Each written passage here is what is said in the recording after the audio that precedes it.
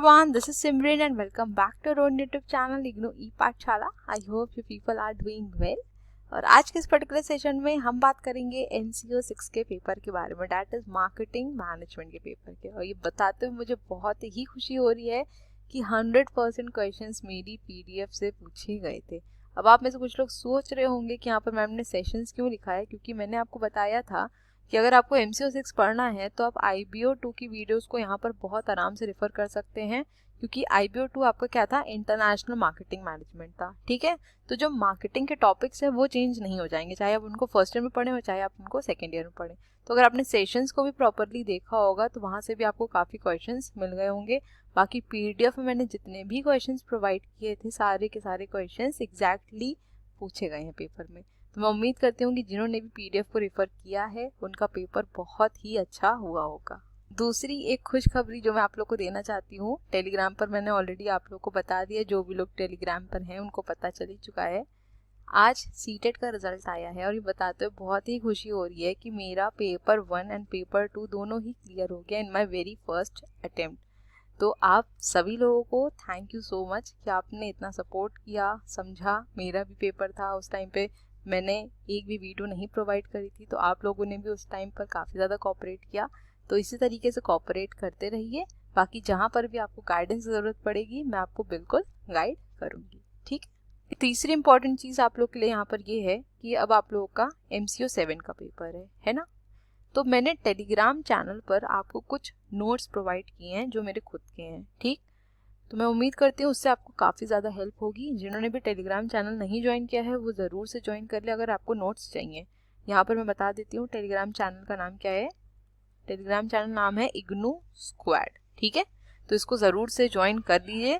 और यहाँ पर भी आज 1.5K प्लस सब्सक्राइबर्स हो गए हैं आप लोग की बदौलत। तो ज़्यादा से ज़्यादा लोग इसको ज्वाइन कर दीजिए, आपको ही बेनिफिट होगा, क्योंकि मैं टाइम टू टाइम जो भी अपडेट्स रहती हैं या फिर मुझे कुछ भी नोट्स प्रोवाइड करने होते हैं तो मैं टेलीग्राम चैनल पर ही प्रोवाइड कर देती हूँ। ठीक है, तो जिन्होंने अभी तक नहीं ज्वाइन किया है ज्वाइन कर लीजिए। ओके, तो अब चलते हैं सीधा अपने पेपर की तरफ। लेकिन अगर आप में से किसी ने अभी तक मेरे चैनल को सब्सक्राइब नहीं किया है तो सब्सक्राइब ज़रूर कर लीजिएगा। बेल आइकन को भी ज़रूर प्रेस कर दिएगा ताकि मैं जब भी वीडियोस को अपलोड करूँ उसका नोटिफिकेशन आपके पास ज़रूर जाए। तो आ जाते हैं हम अपने पेपर की तरफ। तो आज आपने अपने पेपर में एक चीज़ एनालाइज की होगी कि डिफरेंसेस अलग से नहीं पूछे गए, है ना। आपको एक सेट पैटर्न में ही बस क्वेश्चन यहाँ पर दिए गए और कुछ आपको 5 क्वेश्चन का यहाँ पर आंसर करना था। ठीक, तो सबसे पहला क्वेश्चन है आपका, marketing managers should focus more on micro environment than the macro environment while deciding marketing policies and strategies. Do you agree? Give comments in support of your argument. So ये question आपका obviously block 1 से आया, तो मैं उम्मीद करती हूँ कि इस क्वेश्चन को काफी लोगों ने अटेम्प्ट भी आराम से होगा। आते हैं नेक्स्ट क्वेश्चन की तरफ। नेक्स्ट क्वेश्चन है, differentiate between consumer market and organizational market. Discuss the distinctive characteristics of organizational markets. अब इस पर्टिकुलर क्वेश्चन की अगर मैं बात करूं तो यहाँ पर आपसे डिफरेंस पूछा गया था कंज्यूमर मार्केट और ऑर्गेनाइजेशनल मार्केट के बीच में। तो ये मैंने आपको डिफरेंसेस वाले कॉलम में दिया हुआ था, है ना। जब मैंने आपको क्वेश्चन दिए थे तो मैंने आपको 3 तरीके से क्वेश्चन प्रोवाइड किए थे। एक आपका था शॉर्ट नोट्स में, एक आपका था डिफरेंसेस या डिस्टिंग्विश बिटवीन, और एक आपका थे लॉन्ग क्वेश्चंस में, है ना। तो डिफरेंसेस में मैंने आपको कंज्यूमर मार्केट और ऑर्गेनाइजेशनल मार्केट का डिफरेंस प्रोवाइड किया था। तो मैं उम्मीद करती हूँ कि आपने इसको आराम से लिख लिया होगा। नेक्स्ट अगर बात करूँ distinctive characteristics of organisational market, तो ये क्वेश्चन मैंने आपको लॉन्ग क्वेश्चन में प्रोवाइड किया हुआ था। ठीक है, सो आई होप आपने बहुत आराम से यहाँ पर इस क्वेश्चन को अटेम्प्ट कर लिया होगा और 20 मार्क्स आराम से गेन कर लिए होंगे। आते हैं नेक्स्ट क्वेश्चन की तरफ। नेक्स्ट है थर्ड क्वेश्चन और इसके 2 पार्ट यहाँ पर आपको दिए थे। पहला पार्ट कह रहा है, discuss different methods used in the positioning of product, give examples. तो देखिए मैंने आपको ये बताया ही था कि जो आपका STP पॉलिसी है ये बहुत ज़्यादा इंपॉर्टेंट है, मतलब कि सेगमेंटेशन, टारगेटिंग एंड पोजीशनिंग, और इससे क्वेश्चन आता ही आता है। तो यहाँ पर इन्होंने क्वेश्चन पूछा है पोजीशनिंग से। तो आई होप आपने ये अटेम्प्ट कर लिया होगा क्योंकि ये क्वेश्चन मैंने आपको PDF में प्रोवाइड किया हुआ था। ठीक, आ जाते हैं इसके नेक्स्ट पार्ट की तरफ। नेक्स्ट पार्ट है, discuss various factors to be kept in mind while developing an effective marketing information system. तो ये क्वेश्चन भी मैंने आपको प्रोवाइड किया हुआ था अपनी पीडीएफ में। तो आई होप आपने इस क्वेश्चन को भी बहुत आराम से यहाँ पर अटेम्प्ट कर लिया होगा। पेपर की अगर मैं बात करूँ, पेपर आपका ठीक आया था, एकदम भी नहीं कह सकते कि बहुत ज़्यादा डिफिकल्ट पेपर पूछ लिया।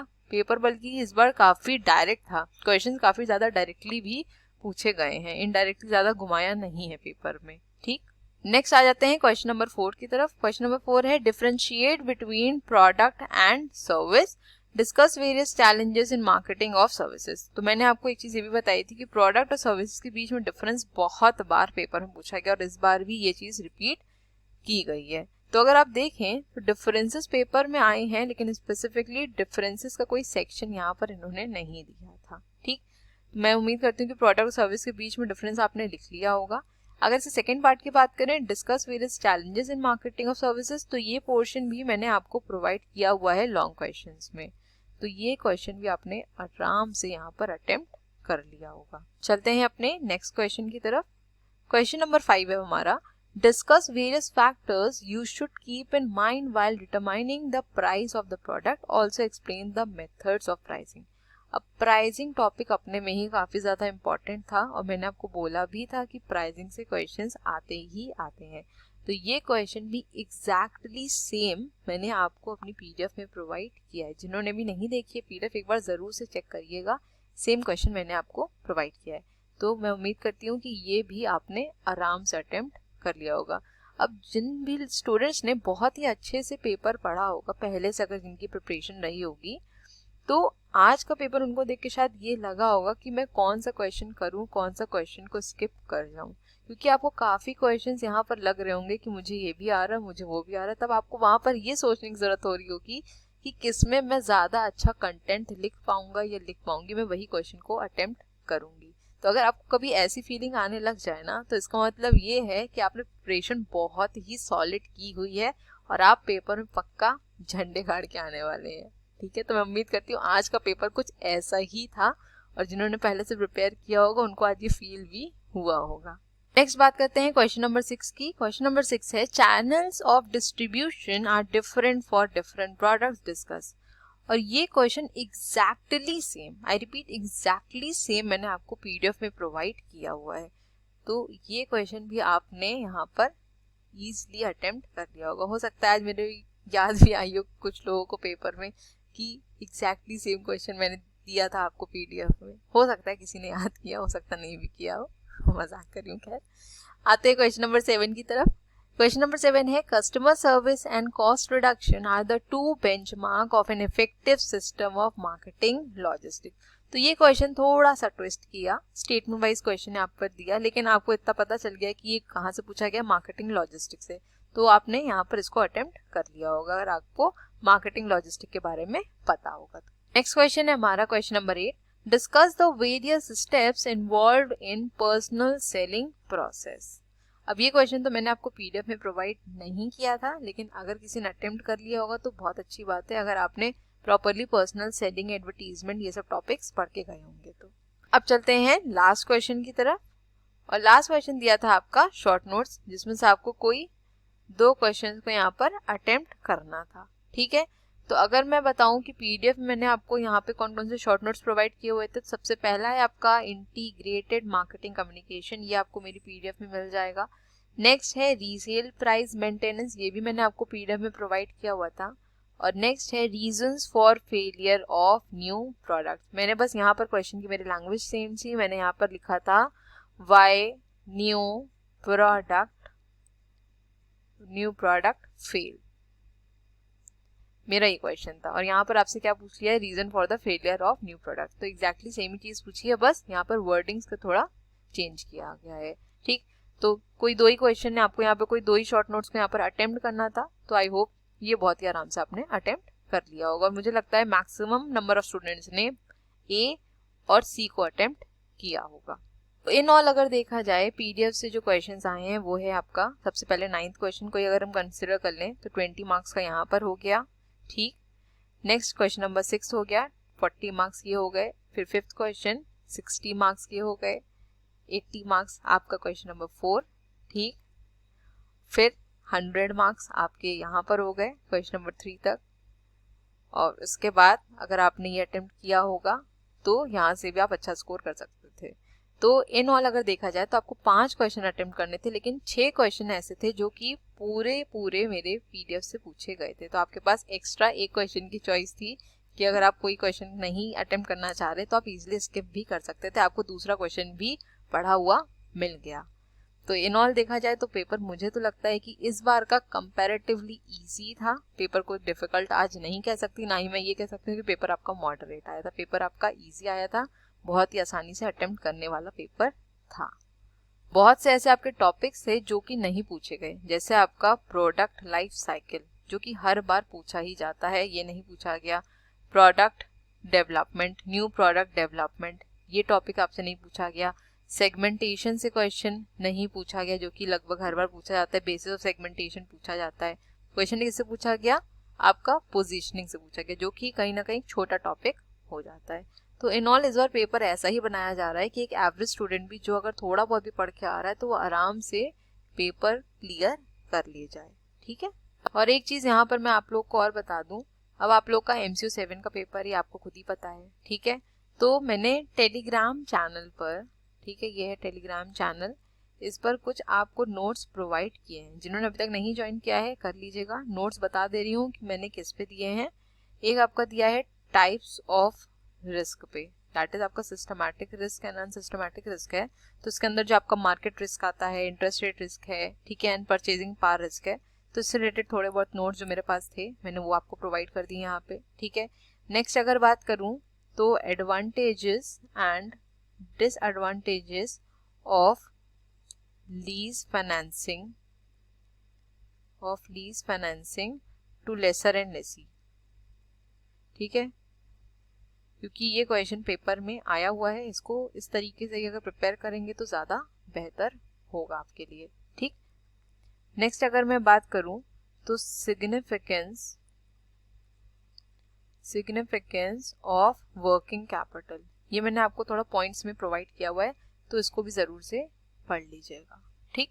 और लास्ट बात करूं तो कैपिटल स्ट्रक्चर की जो थ्योरीज हैं, मैंने आपको बताया ही था कि कैपिटल स्ट्रक्चर की थ्योरीज आपकी इंपॉर्टेंट है।